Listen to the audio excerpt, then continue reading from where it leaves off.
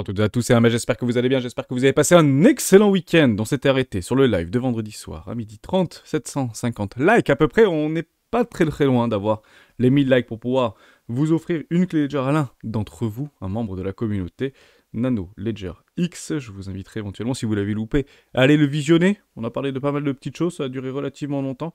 Mais si vous likez la vidéo, ça permet de booster l'algorithme YouTube, ça fait toujours plaisir et ça permet de faire connaître la chaîne à beaucoup de nouveaux membres ou de nouveaux entrants et potentiellement de vous faire gagner une clé Nano Ledger S, tout simplement, X pardon.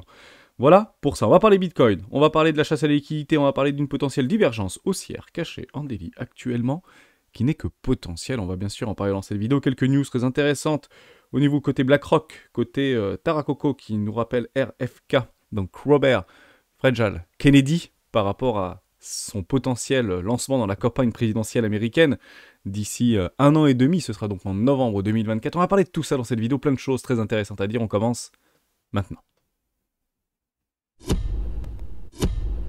Avant de commencer, je vous invite toujours à rejoindre le Discord des rois du marché. Vous trouverez le lien dans la description, dans l'onglet documentation. Vous y trouverez une stratégie qui s'appelle la stratégie des 4 rois.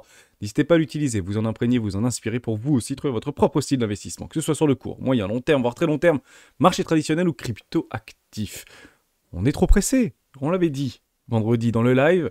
Généralement, on a tendance à être trop en avance. On n'est jamais en retard. Vous savez, les traders sont rarement en retard. Ils sont souvent trop en avance. Et on le voit très très bien. Sur ce petit dip actuellement, est-ce qu'on doit acheter le dip? On va regarder au niveau des poches de liquidité. Et depuis qu'on commence un petit peu à se dégonfler, à aller chercher de la liquidité, on parle de plus de 600 millions de dollars de liquidation de longue actuellement, vous avez des petits portefeuilles en fait qui achètent de façon relativement agressive ce dip. Attendez, ne soyez pas trop pressés, on a des divergences haussières, cachées, potentielles qui sont en train de se mettre en place. Je la vois ici, personnellement. Donc on peut éventuellement essayer de l'attraper, celle-ci. Hein. Donc il faudra tout simplement venir accepter, clôturer au-dessus des 28 100 $. Je suis actuellement en délit, on peut éventuellement essayer de le trouver en 4 heures. Donc on en avait parlé juste avant, je sais plus où est-ce que c'était, je crois que sur les 28 600 $, quelque chose comme ça. Et en réalité, on n'est pas parti chercher le breakout, donc c'est confirmation, acceptation, accélération. On ne l'a pas eu, donc techniquement on n'est pas rentré dans ce trade, logiquement, en tout cas personnellement, si je voulais rentrer dans ce trade, je ne suis pas rentré puisque je n'ai pas eu ma confirmation, ni mon acceptation, ni mon accélération. Donc je refais exactement le même exercice, un tout petit peu plus bas, et j'attendrai donc une acceptation au-dessus des 28 100 $ pour confirmer cette divergence potentielle haussière cachée, et je serai extrêmement patient. Objectif automatique par rapport à cette prise de profit, je vous ai mis ici, donc actuellement il est qu'au potentiel, on pourrait presque le changer de couleur. Si ce trade serait pris, automatiquement TP numéro 1 sur les 29 100 $, juste en dessous de la précédente résistance juste là. Et si vous faites un petit tour sur Ichimoku Kinkoyo, c'est extrêmement intéressant de l'observer. Je vais tout effacer juste là, on va mettre Ichimoku Kinkoyo et vous aurez en daily. Malheureusement c'est baissier en daily, pourquoi? Parce qu'on est sous la Kinjun et sous la Tenkan tout simplement. Et on prendrait juste un TP ici sur les 29 110 $. Il est ici le TP numéro 1 en réalité qu'il faudra prendre. Pourquoi? Parce que ceux qui veulent short ce dip, en fait, vous avez là, on peut éventuellement essayer d'encadrer que les vendeurs tentent de reprendre la main. Pour l'instant, je n'ai aucune invalidation. Pour moi, c'est juste un dip, puisqu'on n'est pas venu s'affranchir sous les 26 500 $, pardon. Dès lors, on aurait un retrait, tout simplement, un rebond, une correction haussière. Puis ici, éventuellement, on aurait une mauvaise structure. Donc c'est ici que les vendeurs à découvert devraient se remontrer. En tout cas, devraient appuyer extrêmement fort. Et ce serait éventuellement corrélé par rapport à une prise de TP pour mettre notre trade à break-even pour celles et ceux qui souhaitent acheter ce dip. C'est que de la gestion du risque, bien évidemment, vous connaissez l'histoire. Si on part un tout petit peu plus profondément ici en weekly, vous avez des supports complètement logiques qui se trouvent actuellement donc dynamiques, ce qu'on appelle des supports dynamiques. Tenkan ici, 25 300 $, et Kinjun ici, 23 000 $ tout simplement sur Bitcoin. Maintenant, ce que je vais vous dire est extrêmement important. On a tous les yeux rivés sur les fameux 25 000 $. C'est pas complètement délirant, c'est même plutôt cohérent, puisqu'on aurait une énorme résistance, support ici qui faisait office de résistance précédemment, on aurait le premier arrêt de tout le précédent mouvement. Comme tout le monde le voit, comme tout le monde l'encadre, généralement c'est soit on n'y va pas, soit on va bien en dessous. Il faut vraiment le comprendre comme ça. Je vous le remonte par rapport à Ichimoku Kinkoyo, je suis actuellement en daily. Si on vient chercher cette Kinjun, on serait sur les 23 000 $. Donc oui, on serait vraiment en dessous des 25 000 $. Je pense pas qu'on irait beaucoup plus bas. Pour moi, je vois plutôt une zone de rechargement d'achat court terme ici, entre les 24 000 $ et les 22 000 $. Donc c'est ici éventuellement que j'essaierai d'encadrer des longues. Si je souhaite rajouter à mon long, c'est plutôt dans cette zone-là. Moi, personnellement, que je m'y intéresserai. Sinon, je suis exposé, je suis toujours dans mon langue et je ne bouge strictement pas. Hein. Je laisse le cours potentiellement venir à moi ou s'extraire et s'éloigner de mon potentiel nouveau point d'entrée, tout simplement. On va aller un tout petit peu plus loin puisqu'il y a des choses extrêmement pertinentes qu'on peut retrouver sur nos moyennes mobiles. Comme ça, on fait un petit peu de technique. Ça faisait longtemps qu'on n'avait pas fait de technique. Dès lors, on prend notre billet institutionnel EMA 9, EMA 18. Ici, c'est bearish. Hein, on est d'accord, on a eu ce cross.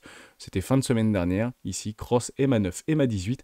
Donc, on peut éventuellement essayer maintenant d'encadrer des shorts, tout simplement. C'est exactement ce qui s'était passé ici précédemment. Derrière, structure, confirmation de cette fameuse divergence haussière cachée, rappelez-vous, tac, on repart, et puis on peut faire exactement la même fractale. Vous en avez pas mal d'ailleurs des fractales qui ressemblent un petit peu à ça, qui sont en train de se positionner actuellement sur Twitter, donc on ferait quelque chose comme ça, et puis derrière on irait faire quelque chose plutôt comme ça. Pourquoi pas hein, c'est complètement jouable, bien évidemment. Jamais trop gourmand, et prenez vos profits lorsqu'ils se présentent, amis traders, je vous parle à vous. Ça c'est la première chose. C'est pas forcément systématique, hein, on peut également aller beaucoup plus bas, c'est ici que je vous disais qu'on pouvait éventuellement aller plus bas. Si ici vous avez les 25 000 $, on va partir du principe qu'on pourrait même taper les 21 000, 21 500 $, etc., etc. Donc on serait plus près de... Voilà, on pourrait aller chercher les déséquilibres de marché. Ça, c'était notre billet institutionnel. Vous en avez d'autres par rapport à une EMA 50, EMA 200. Étonnamment, en daily, vous êtes exactement sur votre EMA 50. La EMA 50 est très utilisée par les institutionnels et par la smart money. On pourrait aussi aller chercher, de façon extrêmement profitable, la moyenne mobile 200. On avait eu cette Golden Cross précédemment, mais ça fait office de support dynamique, donc 21 472 $ ici. Vous les avez également sur du weekly, juste ici, vous avez des choses qui sont extrêmement pertinentes, on peut très bien aller chercher les 26 000 $ et aller un peu plus loin, un peu plus bas, sur cette moyenne mobile 20, ici, sur les 23 500 $. Ça fait également office de support dynamique, pardon. Donc on a à peu près tout ce qu'on peut éventuellement essayer d'encadrer, hein. Résistance, support, ici. Donc, on est un petit peu dans le no man's land. Aussi, je ne voulais pas oublier ceci. Si vous reprenez par rapport à ce qu'on disait juste précédemment, je vais revenir ici, je crois que je vous l'avais, voilà, au niveau des volumes. C'est clairement ce qu'on ne voulait pas voir, hein, c'est qu'on vienne s'affranchir sous les 28 000 $ ou 28 362 $, je ne sais plus ce qu'on avait dit à ce moment-là. Donc, on est en dessous. Hein, généralement, quand on vient là, vous avez 8 chances sur 10 d'aller chercher le bas, en réalité, de ce travail de volume profile. Donc, on peut aller chercher la liquidité qui se trouve sous les 26 480 $. C'est, pour moi, reviendrait en doute mes convictions, tout simplement. On travaillerait sur mes convictions, mais potentiellement mon invalidation. Et dès lors, tous les retraits seraient potentiellement shortés pour aller chercher une zone de rechargement de vente logique court terme, puisqu'on aurait mis en péril la dynamique de fond. Hein, la dynamique sur des timeframes en daily, ça veut dire qu'on aurait fait des creux toujours plus bas que les précédents et des hauts malheureusement qui seront tendus à être shortés. On tenterait ici de reprendre la main. Et généralement vous avez 3 flux acheteurs, donc j'avais dit 1 flux, 2 flux, potentiellement 3 flux, je suis toujours sur ce scénario, mais beaucoup verront 1 flux, 2 flux, 3 flux ou toute autre chose, bien évidemment. Donc pour l'instant je reste dans mon scénario, je ne le change pas, je ne le modifie pas, et pour moi, tant qu'on ne vient pas à s'affranchir sous les 26 500 $, pour moi l'objectif c'est de faire un nouveau plus haut. Pourquoi? Parce que la tendance nous l'indique, ni plus ni moins. La tendance étant notre ami, et suivons-la, hein, et n'ayons jamais raison trop tôt. Je pense que c'est vraiment le plus important à comprendre dans ce début de vidéo. Voilà, j'ai pas plus de choses à dire. On a à peu près vu tout ce qu'on voulait voir. EMA 50, EMA 200, EMA 20, EMA tout ce que vous voulez, c'est formidable. On va parler de quelques petites choses aussi plutôt pertinentes. La première, c'est ceci. Vous avez les résultats des entreprises. Je vous l'ai annoncé hier dans le Discord. Ça va être rodéo. Hein. Vous avez du Coca-Cola, du Philips, du Microsoft, du Meta, du Amazon, du Tesla. Non, Tesla, c'était la semaine dernière. Vous avez du Visa, vous avez du tout ce que vous voulez, Mastercard. Bon, c'est la grosse semaine cette semaine. Côté Fed et RAS, mais côté résultats d'entreprise, accrochez vos ceintures parce que ça peut swinguer un petit peu. Donc on sera très attentif par rapport à ces résultats d'entreprise. Vous les avez également sur tous les... Je sais pas où est-ce que je peux... Voilà, je vais prendre... J'ai pas une action là-dessus, là, qui traîne quelque part. Non, je n'ai même pas d'action là-dedans. Bon, bref, c'est pas très très grave. On va prendre Apple. Hein. Vous êtes en daily, Apple, et vous les avez sur TradingView, bien évidemment. Vous avez tout ce que vous voulez en termes de résultats ici. Vous cliquez là, et vous avez toutes les informations qui y seront. Vous les avez sur plein de sites également. Actuellement, estimation 1,4 milliard de dollars au niveau des bénéfices et estimation 92 billions de dollars, donc 92 milliards de dollars sur ce premier quarter. Voilà, vous l'avez, pas de problème avec ça. Vous l'avez sur TradingView, vous l'avez sur Investing, vous avez partout. Hein. Ici, on avait déjà fait cet exercice-là. Sur résultats d'entreprise, on trie à la semaine que les entreprises américaines. Vous avez tout ça, tout simplement. Côté... on va faire quelques petites news qui sont extrêmement intéressantes, mais juste avant un tout petit peu d'order flow. Je vous le dis souvent, n'ayons pas raison trop tôt, on n'est jamais en retard, hein. On est souvent trop en avance sur les trades, et vous le voyez très très bien par rapport aux ratios long short qui continuent à s'apprécier, plutôt en faveur des vendeurs à découvert ici, puisque c'est relativement haussier. Vous avez pareil au niveau des top traders qui achètent ce livre relativement férocement. Vous avez le ratio long short qui est en train d'être plutôt en faveur des shorts malheureusement, et vous avez un funding qui commence, mais de façon extrêmement furtive, à être dans le négatif. On peut faire beaucoup plus négatif que ça au niveau du funding. En parlant de funding négatif, vous avez pas mal de pits de réflexion, notamment sur CoinGlace, vis-à-vis de Metal. Metal qui a un funding extrêmement négatif, SXP qui a un funding extrêmement négatif, Bell qui est extrêmement négatif, APE, OMG, etc. Donc pour le coup, il y a des vendeurs à découvert qui sont passés peut-être de façon extrêmement agressive en mode bouboule, et peut-être un flippening psychologique en mode bébert. Bah, généralement, c'est comme ça qu'on fait des arrachements haussiers et qu'on poursuit la tendance, parfois avec force et fracas. Donc je vous laisserai éventuellement aller y faire un petit tour pour observer ces choses-là. On fait quelques news, on finira la vidéo là-dessus. C'est Taracoco qui m'a partagé ça hier, et me disant « Hermès, c'est peut-être le catalyseur hein, pour la suite du retracement, ou peut-être une reprise de bull run d'ici 2024, etc. Why not? Cap sur la jambe blanche. Le pro Bitcoin, BDC, Rob Bell, Jeffrey Kennedy, Junior, persiste et signe. C'est le neveu de GFK. Donc, qu'est-ce qu'il nous dit très clairement? C'est qu'il a envie de se lancer dans la campagne américaine. Donc, il y aura des primaires face à Joe Biden. Il faudra qu'il batte Joe Biden pour potentiellement essayer de passer face à Donald Trump, puisque je pense que personne ne se mettra en travers de Donald Trump. Je peux me tromper, bien évidemment, mais logiquement, ce serait encore du Biden-Trump hein, pour cette élection américaine 2024. Mais ça ne veut pas dire qu'il ne peut pas passer, puisqu'il a quand même un nom. Et quand on a un nom et qu'on a une bonne communication, bah ça peut passer. Hein. Les Américains aiment le changement, et le changement, c'est tous les 4 ans aux États-Unis. Les crypto-monnaies comme le Bitcoin donc au public un moyen d'échapper à la zone d'écaboussure lorsque cette bulle éclatera inévitablement. La Maison-Blanche est donc de connivence avec les banquiers pour nous maintenir tous piégés dans la bulle des profits et du contrôle, a-t-il souligné. Bon, il est pro-crypto, on comprend bien que les démocrates côté Biden sont plutôt, pas anti-crypto, mais plutôt conservateurs par rapport au marché plutôt traditionnel et à la finance plus traditionnelle, avec des lobbyings extrêmement pressants, extrêmement présents également. Donc on peut éventuellement avoir une espèce de polarité dans le camp démocrate, et il est vrai que s'il venait à passer, ça peut être très intéressant, en tout cas c'est pas forcément passé, mais partez du principe que ça va être un sujet d'actualité, hein, c'est ça que je veux dire, puisque pendant les primaires, et les primaires sont généralement très regardées hein, aux États-Unis, hein, ils sont complètement convaincus, c'est une vraie fête populaire hein, aux États-Unis, ils sont très ancrés dans ces élections présidentielles. Bah, ça va beaucoup parler Bitcoin, ça va beaucoup parler crypto, ça va beaucoup parler finance, ça va beaucoup parler tout ça, hein, pour être tout à fait honnête avec vous. Et c'est pas de mauvais augure par rapport aux technologies blockchain, parce que ça permet de les mettre en lumière. Donc, dans tous les cas, que ça passe ou que ça passe pas, c'est une très bonne chose. Il faut le savoir qu'aux États-Unis, une bonne communication ou une mauvaise communication, c'est pas grave, c'est de la communication. L'objectif, c'est qu'on parle de toi, c'est qu'on parle de ce qui t'intéresse. Voilà un petit peu l'idée. Ça, c'est typiquement américain. Mais je trouvais cette news extrêmement intéressante, puisque ça va probablement intensifier la polarisation entre le camp démocrate, le camp républicain, et au sein même du camp démocrate. Et ça, je pense que c'est une très bonne augure personnellement. Vous avez aussi cette news-là. Le PDG de BlackRock a vendu une participation personnelle monstrueuse, 7% de participation dans BlackRock. Donc c'est propre titre. Hein. Bon, on n'a qu'à aller voir hein, ce qui s'est passé dans BlackRock. On va regarder tout simplement là. Où est-ce qu'on était côté BlackRock? BLK. Ici sur BlackRock, c'était où en fait quand il a... Alors, il l'a annoncé, c'était passé dans le fin d'avril, hein, il faut le comprendre comme ça. Donc comme ça a été annoncé fin avril, vous savez que eux ils ont 3 mois avant, jusqu'à 3 mois avant pour faire ce qu'ils ont à faire en réalité. Donc on peut partir fin janvier, début février si vous voulez. Vous allez juste rigoler, où est-ce qu'on était fin janvier, début février? Regardez ça, 30 janvier. Regardez, hein, c'est juste formidable. On était pile sur une moyenne mobile 20 périodes. Ni plus ni moins. Ici, on prend des profits lorsqu'ils se présentent. Vous voulez rigoler? Parce qu'on a tendance à penser que mais pourquoi ça commence à galérer un petit peu sur le S&P 500, etc. Bah, regardez le S&P 500, c'est assez simple. Où est-ce qu'on était? On est en train de travailler sur cette neutralité. On est en train de travailler sur cet équilibrium au niveau de la moyenne mobile 20 périodes. C'est pour ça que je vous dis, si notre ami Ethereum, qui est vraiment pas très loin, hein, pour être tout à fait honnête, ou notre ami Bitcoin, qui est vraiment pas très loin de cette fameuse moyenne mobile 20 périodes, bah c'est pas complètement délirant de prendre des profits, parce que ces gens-là le font, en réalité. Hein. Ils prennent des profits sur leurs propres fonds, sur des moyennes mobiles 20 périodes. Vous savez, c'est pas très compliqué, hein, le trading et l'investissement.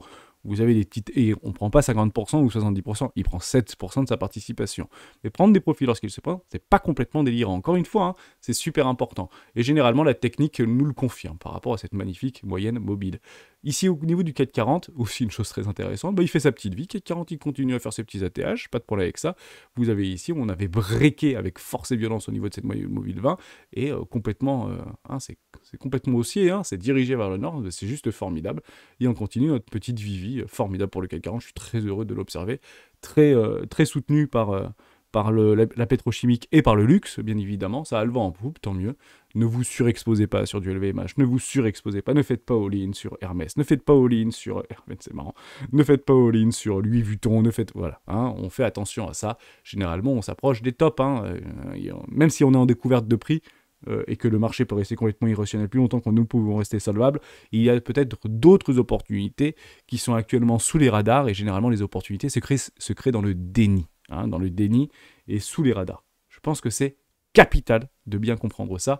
Donc si vous voulez vous exposer ou vous surexposer sur LVMH en pensant que vous allez avoir 2 ou 7 ou 4% de rendement, c'est peut-être pas la meilleure approche possible en tant qu'investisseur si on veut éventuellement essayer de capter une grande partie d'une forme de valeur qui pourrait se dessiner dans les prochaines années. C'est très très important. Le risque-récompense n'est pas du tout à l'avantage des investisseurs, que ce soit sur Apple, que ce soit sur LVMH, que ce soit sur plein de choses, comme vous pouvez bien sûr l'imaginer. Pas plus de choses à dire, on continue avec juste une toute petite news. Je trouvais ça sympa, je pense que on peut en parler, même si ça nous concerne pas tout de suite. Il y a eu un grand vote qui a été fait au niveau du Parlement européen. Donc c'est l'idée de faire payer le CO2 aux ménages, malgré une potentielle crise sociale, malgré une potentielle tout ce que vous voulez. Donc ça a été voté. Il y a une réforme qui est passée et qui s'étendra dès 2027 sur tout ce qui est carburant fossile, etc. Il faut juste comprendre quelque chose de très simple. Un gouvernement a deux possibilités pour financer leur action. 1, il taxe le contribuable.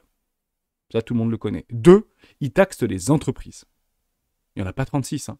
C'est soit vous tapez dans le contribuable, donc dans le particulier, soit vous tapez dans l'entreprise. Généralement, si vous tapez dans l'entreprise, ça coince au niveau de l'emploi. Or, on sait que l'indicateur de l'emploi est très bénéfique pour les gouvernements et très bénéfique pour les partis en place, pour les partis politiques. Donc généralement, on tape un petit peu sur le consommateur. Plus encore, on est dans une forme de culpabilisation. Ça, les gouvernements savent très bien le faire. On l'a vu avec la crise du Covid, par rapport à la vaccination. Si vous avez une partie non négligeable de la population derrière vous, généralement, vous passez ce qu'on appelle dans la culpabilité, dans la culpabilisation de la société. Ça fonctionne très bien. C'est clivant. C'est pas vraiment une technique de rassemblement, si vous voulez, mais ça mérite de bien fonctionner. Okay, ça, je pense que c'est extrêmement important. Je pense qu'on se dirigera dans ce sens-là. Je pense qu'on va payer la facture et c'est peut-être la meilleure solution pour qu'on prenne conscience des dégâts qu'on est en train de causer, en tout cas peut-être plus prendre conscience des dégâts. Donc en somme, ceux qui sont des bons élèves seront potentiellement non impactés, je ne dis pas récompensés, parce que là on est en train de nous vendre de la récompense, non, on sera juste moins impactés, et ceux qui ne respectent pas le truc par divers mécanismes, par exemple le compteur Linky, hein, par exemple, qui est plutôt fait dans ce sens-là, tout dans ce qu'on appelle l'hyper-contrôle des populations, d'un point de vue de consommation énergétique, à ce moment-là on sera peut-être plus impacté. En somme, si vous avez une bouteille de gaz, ou si vous êtes au gaz de ville, avoir le gaz de ville aujourd'hui, je pense que ce sera à peu près pareil que d'avoir du diesel il y a 2 ans en arrière. Hein, voilà. Donc la transition du diesel, par rapport aux petites vignettes critères, etc., est directement impactée aux consommateurs. Oui, il y a des bonus écologiques, jusqu'à 4 000 €, reprise de votre ancien véhicule, etc. Oui, mais le gouvernement ne remplace pas la voiture. Ou votre entreprise, parce que vous êtes à plus de 30 km de chez vous, n'ont pas l'obligation de payer la moitié de la facture vis-à-vis d'un changement d'entreprise, de véhicule. Vous comprenez un petit peu cette idée-là? Parce que ça pourrait être fait. Hein. Si vous travaillez à plus de 30 km, et vous devez payer un véhicule à votre collaborateur, ou une voiture de fonction, ou une voiture hybride, ou une voiture électrique. Ça pourrait parfaitement être fait. Hein. Pas complètement délirant. Donc c'est encore un point supplémentaire sur les entreprises, et généralement ça impacte au niveau de l'emploi, pardon, des demandeurs d'emploi. Pourquoi? Parce que vous allez embaucher des gens qui sont dans votre périmètre dans 1 km à la ronde, comme ça, ou dans 10 km à la ronde.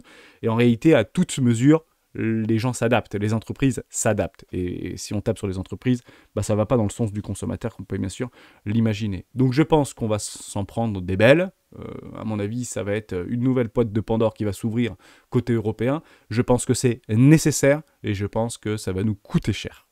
Voilà. On avait déjà essayé, rappelez-vous, en France il y a quelques années, c'était, me semble-t-il, en 2018, où il y avait eu potentiellement une réforme sur la taxe carbone en France. Rappelez-vous ce qui s'est passé. Ça a été clairement le déclencheur des gilets jaunes. Voilà, la taxe carbone, déclencheur des gilets jaunes. À ce moment-là précis, le prix de l'essence était à 1,40 $, 1,40 € ou 1,46 €, me semble-t-il. Aujourd'hui, on est plus près des 2 €, mais voilà, attention, les mots sont importants. Taxe carbone égale gilet jaune, on peut faire des raccourcis assez simplistes. Je reprends juste par rapport à ces trucs, ça fait beaucoup parler tout au long du week-end. Le futur euro numérique devra servir pour tous les achats, envisage la BCE. Rassurez-vous, hein, on va pas se mentir, soyons clairs, j'ai juste envie de reprendre une citation de Bruno Le Maire qui dit « Calme down, calmez-vous !»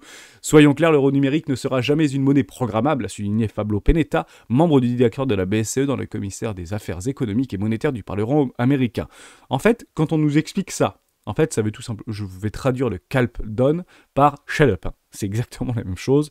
C'est on se tait en réalité. Donc ça va être en fait super programmable, je pense. Ça va être super censurable, super contrôlable, super tout ce que vous voulez. Et c'est exactement ce qui a été révélé. Hein. L'euro numérique ne servira pas à contrôler les gens.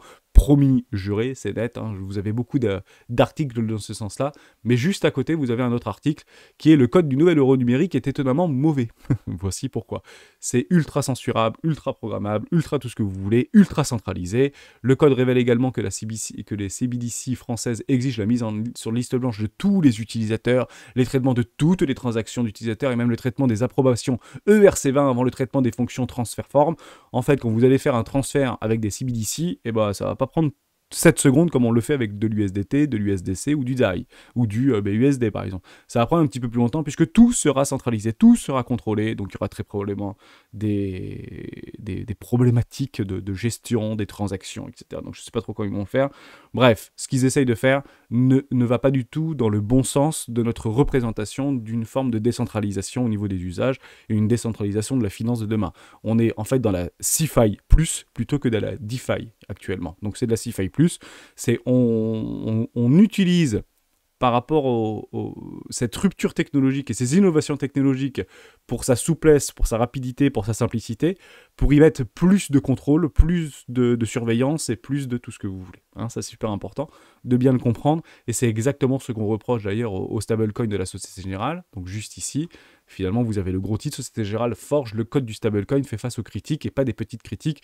C'est clairement une critique qui est connue. Il faut le comprendre, et je donnerai juste ma vision par rapport à ça, puisque ça va peut-être vous faire peur. Par ailleurs, certains points mentionnés par les observateurs ne sont pas totalement véridiques. En effet, nombreux sont ceux qui se sont inquiétés de la présence d'une fonction permettant à la banque de retirer tous vos fonds arbitrairement avec un simple clic. Il faut préciser que ce n'est pas un bug, et que la fonction pointée du doigt est également présentée dans le code des stablecoins USDC et USDT. Ce sont des stablecoins américains. Il faut comprendre que si vous utilisez le dollar, eh ben, le dollar appartient à l'Amérique. Dès lors, vous êtes obligé, finalement, c'est une contrainte, si vous voulez, mais c'est une contrainte historique, bah, que si vous faites n'importe quoi avec du dollar, eh ben, on peut tout vous prendre. Et c'est beaucoup plus facile si vous avez du USDC ou de l'USDT que bah, vous faites du trafic, vous faites association de malfaiteurs, terrorisme, etc., drogue, tout ce que vous voulez, qui va à l'encontre du droit américain, hein, c'est très important, puisque dès que vous touchez et que vous faites une transaction en dollars avec un billet ou une pièce de dollars bah, ou des cents, et bah, partez du principe que vous êtes directement soumis au droit américain. C'est exactement cette fonction-là qui est actuellement dans les stablecoins adossés au dollar. Une fonctionnalité bah, qui permet en un petit bouton en fait, de pouvoir récupérer tout votre argent d'un seul coup. Voilà, donc est-ce que ça peut avoir des bugs? Est-ce que des IA pourraient éventuellement s'emparer de cette fonctionnalité? C'est pas complètement impossible, c'est relativement décentralisé, mais attention, je le rappelle, un stablecoin, c'est pas un bitcoin. Un stablecoin, c'est pas un Ethereum. Un stablecoin, c'est pas un Chili, c'est pas un tout ce que vous voulez, c'est pas un Dogecoin. Ah, Daniel, on peut en parler. Un stablecoin n'est clairement pas un Dogecoin. C'est une monnaie de facilité qui a été demandée à l'ensemble des communautés pour pouvoir réaliser des transferts et des transactions beaucoup plus aisés et notamment pour échapper à l'imposition. Donc les stablecoins sont très centralisés, il faut vraiment le comprendre. Vous avez pas mal de stablecoins qui sont plus ou moins décentralisés. D'ailleurs BUSD l'était relativement fortement à ses débuts, et s'il se fait chasser aujourd'hui des États-Unis, c'est peut-être parce qu'il n'y a pas suffisamment de contrôle et pas suffisamment de mainmise sur ce type de stablecoin. Il faut le comprendre comme ça, c'est super important. On ne fait pas ce qu'on veut avec le dollar. Donc oui, c'est rassurant de pouvoir échanger d'un seul coup avec des euros ou avec bientôt des euros numériques, mais qui sont plutôt dédiés pour les institutionnels vis-à-vis de la Société Générale ou vis-à-vis de d'autres banques systémiques qui vont bien évidemment s'y mettre. Il faut juste essayer de voir juste vraiment plus loin et de se dire, est-ce que demain on pourrait se démettre, se soustraire de ces monnaies dit confiance, de ces monnaies dit fiat. Est-ce qu'on pourrait ou pas s'en soustraire? C'est pas à exclure, si vous voulez, bien que le BlackRock ne le voit pas, ne l'encadre pas. Lui, il pense plutôt à la tokenisation de la finance, plutôt qu'à la démonétisation de la finance fiat ou de l'économie mondiale au niveau du fiat. Je pense qu'on aura toujours besoin de nos billets dans notre poche et sous le matelas, comme vous pouvez bien sûr l'imaginer. Donc il y a des choses qui sont faites, qui ne vont pas forcément dans le sens de la décentralisation. Dès lors, moralité de toute cette plaidoirie, qui est peut-être très personnelle bien évidemment, c'est que le seul garde-fou, la seule protection à tout ce qui est en train de se passer, c'est Bitcoin. Voilà. Bitcoin. Et potentiellement d'autres monnaies très décentralisées. Mais regardons les monnaies et les projets les plus décentralisés si vous voulez les comparer potentiellement à une monnaie ou à une réserve de valeur. Si vous allez dans cette direction-là, les gros institutionnels, la smart money, les grands riches de ce monde iront dans Bitcoin. Donc ne pensons pas que ce n'est pas une bonne chose pour Bitcoin. En fait, tout ce qu'on est en train de lire qui sont mauvais pour nous en tant que consommateurs, en fait, sont des très bonnes nouvelles pour Bitcoin. Pourquoi? Parce qu'il y aura toujours un garde-fou, toujours un collatéral qui sera mis en place, systématiquement. C'est comme ça que ça fonctionne. On se couvre systématiquement. Peut-être nous, en tant que particuliers, beaucoup moins, mais les institutionnels le font. Si aujourd'hui ils achètent massivement des bitcoins depuis plusieurs années maintenant, c'est justement pour préparer ce monde d'après. Et sans protéger. Merci à toutes et à tous d'avoir suivi cette vidéo jusqu'au bout. On se retrouve demain dans une vidéo d'actualité